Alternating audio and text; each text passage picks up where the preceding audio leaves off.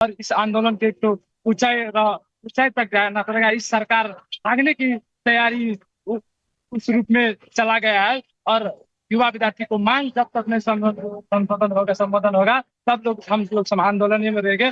जैसा इस सरकार ने अपना कला करतूत लुकाने के लिए सारा सामाजिक संजाल बंद करने के अठोट लिया था और बंद कर चुका था, उसी विरुद्ध में हम लोग आंदोलन में हैं।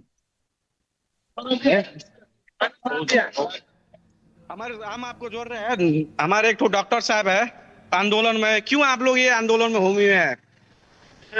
आंदोलन जो है सरकार के करप्शन का विरुद्ध है खास करके, और दूसरा अभियोग ये लगा रहा है सरकार की ये सामाजिक संजाल का विरुद्ध है। इसमें भी आंशिक सत्य है, लेकिन सबसे प्रमुख विषय जो है नेपाल में यहाँ पर जो करप्शन है तो सीमा नांग दिए हैं। वार्ड से लेके ऊपर प्रधानमंत्री कार्यालय तक बिना पैसा बिना घूस जनता के कोई भी काम एक स्टेप से दूसरा स्टेप आगे नहीं बढ़ रहा है।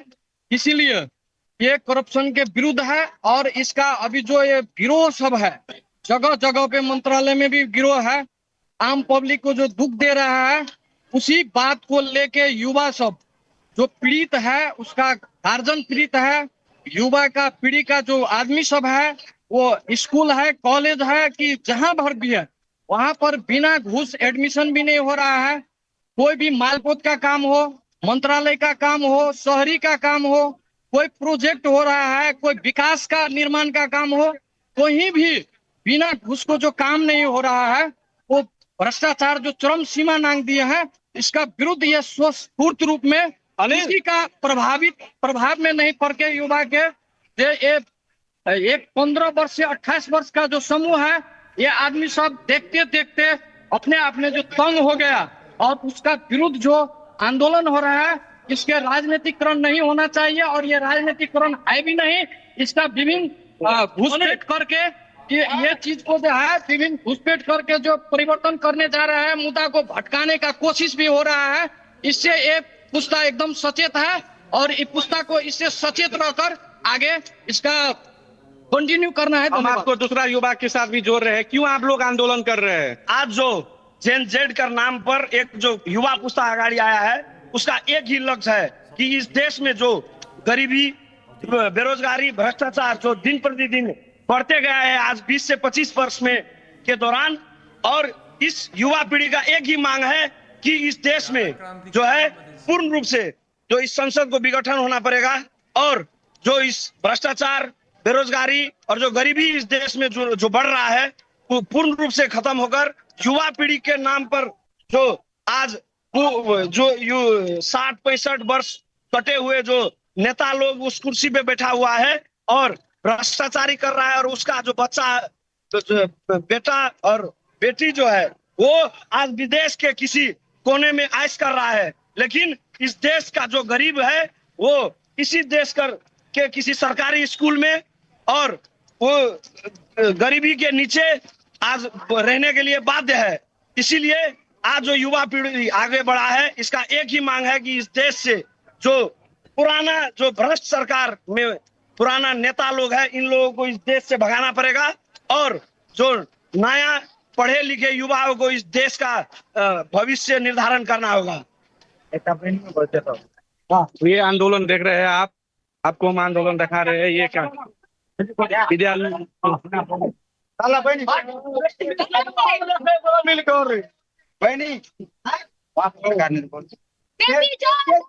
हामी जति गरिबको काम उसको पैसा खाएर त्यो सरकारले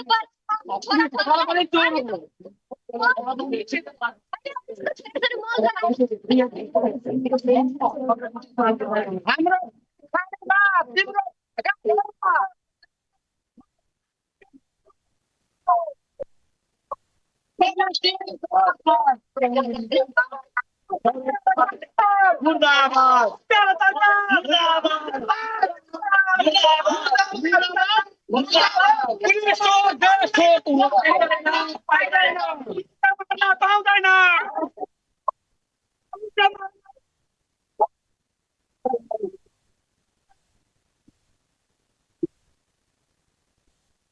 बिल्कुल सौरभ, हम वापस लौटेंगे। आप प्रदर्शनकारियों से बातचीत करते रहिएगा।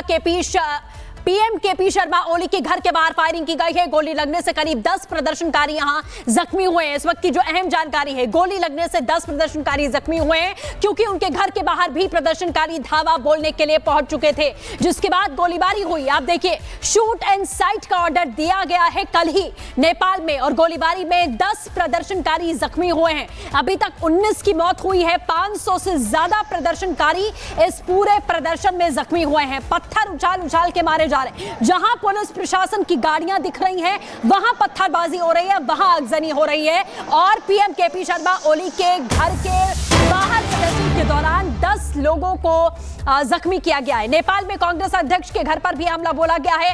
कांग्रेस अध्यक्ष शेर बहादुर देववा के घर पर तोड़फोड़ की गई है। देववा के घर के बाहर नोट उड़ाते हुए प्रदर्शनकारी दिखाई दिए हैं। मुद्दे आपने इनके देखे। करप्शन सबसे बड़ा मुद्दा बताया जा रहा है कि यहां बिना घूसखोरी के कोई काम नेपाल में नहीं होता। किसी भी स्टेट की बात करें, किसी भी सरकारी दफ्तर की बात करें, ये आरोप नेपाल की जनता के हैं। तो नेपाल में कांग्रेस अध्यक्ष के घर पर भी यह हमला बोला गया। वहां नोट उड़ाते हुए लोग दिखाई दिए। उसी दौरान की तस्वीर इस समय आप देख रहे हैं कि किस तरीके से यहां दाखिल होते हुए, दीवारें फांदते हुए, गेट तोड़ते हुए, घरों में घुसकर आगजनी करते हुए ये युवा इस समय नजर आ रहे हैं। प्रदर्शन अब ये प्रदर्शन नहीं रहा, पूरी तरीके से उग्र है। नोट उड़ाते हुए कांग्रेस अध्यक्ष के घर के बाहर ये प्रदर्शनकारी दिखाई दिए हैं। नोटों की गड्डियां यहां पर उड़ाई गई हैं। आरोप लगाए जा रहे हैं कि बिना घूस के, बिना भ्रष्टाचार के, बिना पैसों के लेन देन के एक भी काम नेपाल की सरकार नहीं करती है। और यही हाल हर एक स्टेट में है नेपाल में। इसीलिए हमें यह सरकार नहीं चाहिए। तत्काल सरकार को निलंबित करना चाहिए और प्रधानमंत्री को इस्तीफा देना चाहिए। 10 इस्तीफे हो चुके हैं और अब बारी है प्रधानमंत्री के इस्तीफे की। पीएम ओली के घर के बाहर भी प्रदर्शनकारी जुटे, फायरिंग की गई, 10 लोग जख्मी हैं। फिलहाल ये कांग्रेस अध्यक्ष देवबा के घर के बाहर की तस्वीर है, जहां आगजनी के साथ साथ नोटों की गड्डियां उड़ाई गई हैं। इसी बीच एक और बड़ी खबर, काठमांडू की सड़कों पर एक बार फिर से सेना ने फायरिंग की है। सेना पुलिस ने प्रदर्शनकारियों पर फायरिंग की। काठमांडू में 2 प्रदर्शनकारियों को गोली लगी है, क्योंकि कल ही इस बात का ऐलान कर दिया गया था, शूट एंड साइट के ऑर्डर, कि जहां प्रदर्शनकारी उग्रता के साथ दिखे वहां पर आप उन्हें गोली मारिए। फिलहाल आज फिर गोलीबारी की गई है। प्रदर्शनकारियों पर सेना ने फायरिंग कर दी है।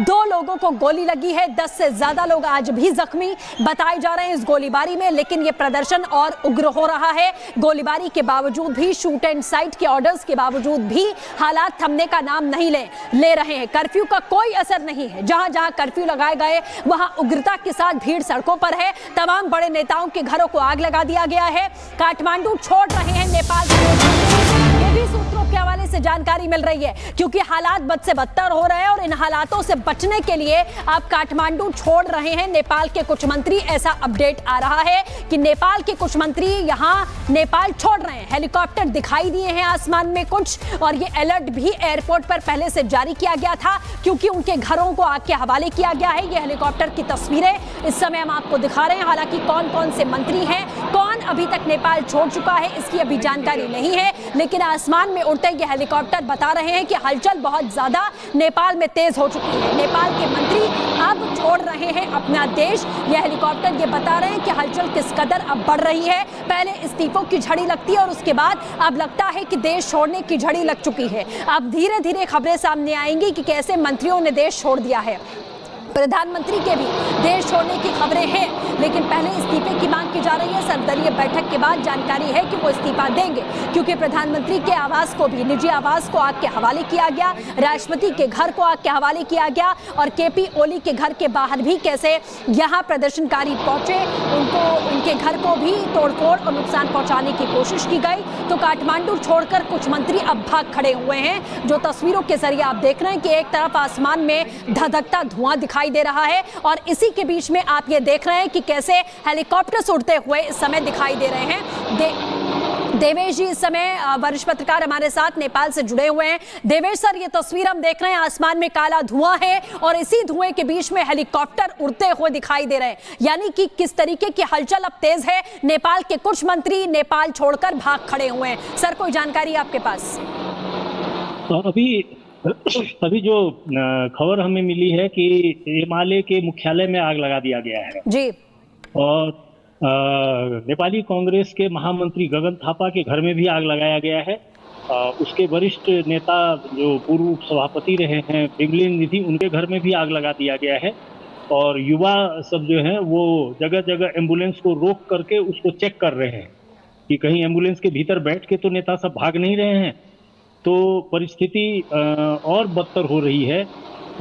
सेना के द्वारा गोली चलाने की खबर अभी तक नहीं आई है जी। जो हमारे पास खबरें आ रही हैं, जो संयमता कुछ हद तक जो संयमता आज पुलिस दिखा रही है, अगर उसने कल यही संयमता दिखाया होता तो शायद परिस्थिति आज ये न हुई होती जी। पुलिस पर से बिल्कुल विश्वास समाप्त हो चुका है, प्रशासन पर से बिल्कुल विश्वास समाप्त हो चुका है, लेकिन फिर भी सेना के ऊपर अभी भी जनता का विश्वास है। सेना के प्रति अभी भी थोड़ा बहुत बाकी है। तो मैंने जैसे पहले कहा कि शायद प्रधानमंत्री का राजीनामा हो जाए और राष्ट्रपति को उसका जिम्मा मिल जाए, राष्ट्रपति के द्वारा कोई आह्वान हो तो भी युवा इसको स्वीकारेंगे या नहीं ये कहना कठिन है, क्योंकि अब शायद राष्ट्रपति पर भी विश्वास नहीं रहा। तो इसलिए अब इसमें देर करना घातक होगा। सर्वोच्च अदालत, सम्मानित अदालत इसको संज्ञान में ले, सेना को साथ में लेकर के एक नागरिक सरकार गठन की प्रक्रिया जल्दी प्रारंभ हो, नहीं तो संभालना मुश्किल होगा। पूरा देश आग में डूबते जा रहा है। बिल्कुल देवेश सर, जैसा आपने कहा कि पूरा देश इस समय आग में झुलसता हुआ दिखाई दे रहा है। आगे का विकल्प जो मैं आपसे उस समय समझ रही थी कि विकल्प क्या हो सकता है। अब जैसा आपने कहा कि क्या कोर्ट को ही अब पूरी तरीके से यहाँ संज्ञान लेना पड़ेगा, स्थिति को संभालना पड़ेगा इस्तीफे के बाद में, क्योंकि अब सरकार तो बची नहीं है। सरकार नहीं है, सरकार तो प्रधानमंत्री ने राजीनामा नहीं किया, ये एक टेक्निकल विषय हुआ, इसका कोई मतलब नहीं बनता है। तो प्रधानमंत्री या सरकार की बात सुन कौन रहा है? प्रधानमंत्री हैं कहाँ? हाँ। तो वो बातें समाप्त हो चुकी हैं। अब सवाल ये है कि प्रधानमंत्री के राजीनामा के बाद जो सत्ता शक्ति राष्ट्रपति में हस्तांतरित होगी तो उसको लोग स्वीकारेंगे या नहीं, क्योंकि राष्ट्रपति के निजी घर में भी लोग आग लगा चुके हैं। तो इसलिए परिस्थिति इतनी जटिल है, जितने शीर्षस्थ नेता हैं सबके घरों पर हमला हो रहा है, यानी राजनीतिक रूप से सभी अस्वीकृत हो गए हैं जी। तो ऐसी परिस्थिति में सिर्फ एक संवैधानिक अंग हमारे पास बच जाता है, सम्मानित अदालत। तो अगर अदालत अब इसे संज्ञान में नहीं लेता है, अब अदालत अगर इस इंतजार में बैठा रहता है कि राजनीतिक प्रक्रिया से समस्या का समाधान हो, तो मुझे लगता है बहुत देर हो जाएगी। इसलिए अदालत और सेना को इस विषय पर अब आगे बढ़ना चाहिए और आगे बढ़कर के परिस्थिति को अपने हिसाब से इसको व्यवस्थित करना होगा और युवाओं के साथ वार्ता करके एक नागरिक सरकार, एक स्वतंत्र नागरिक सरकार जो राजनीतिक दलों से आबद्ध ना हो, क्योंकि किसी भी राजनीतिक दल के किसी भी नेता का बिल्कुल सर, वापस बड़ी खबर, नेपाल के ऊर्जा मंत्री का घर फूंक दिया गया। देखिए, ऊर्जा मंत्री के घर को भी आग के हवाले कर दिया गया है। तो आप देख रहे हैं कि किस तरीके के हालात हैं। एक एक करके जितने मंत्री हैं सभी के घरों को आग के हवाले कर दिया जा रहा है। कांग्रेस के अध्यक्ष हो, मंत्रियों का घर हो, कुछ भी नहीं बख्शा जा रहा है। इस समय नेपाल के ऊर्जा मंत्री के घर को भी आग के हवाले कर दिया गया और यही वजह है कि नेपाल के कुछ मंत्री अब नेपाल छोड़कर भाग खड़े हुए हैं, क्योंकि अब स्थिति उनके रहने लायक यहाँ दिखाई नहीं दे रही है। जनता उनके घरों में घुस चुकी है, घरों में तोड़फोड़ मचाने के साथ साथ वहां पर आगजनी भी की जा रही है। कुछ ऐसी ही तस्वीरें आपको बांग्लादेश से जो सामने आई थी, तब आपने देखा था कि श्रीलंका और बांग्लादेश में कैसे हालात थे, कुछ वैसे ही हालात यहाँ हैं। नोट उड़ाए जा रहे हैं, नोटों की गड्डियां उड़ाई जा रही हैं। नेपाल की जनता इस समय पूरी तरह उग्र है, अब कुछ भी हाथ में नहीं है। अब सेना और कोर्ट को ही संज्ञान लेना पड़ेगा। लेकिन जिस तरीके से कल से ये स्थिति और ज्यादा बदतर हुई है, सरकार अब बची नहीं है, सिर्फ एक औपचारिकता बची है प्रधानमंत्री के इस्तीफे की, वो भी शाम तक पूरी हो जाएगी। लेकिन ये आगजनी कैसे रुकेगी, सबसे बड़ा सवाल यही है, क्योंकि राष्ट्रपति पर भी जनता को कोई भरोसा यहाँ देखा नहीं जा रहा है कि यहाँ पर किसी तरीके से राष्ट्रपति पर भी कोई भरोसा रह गया है।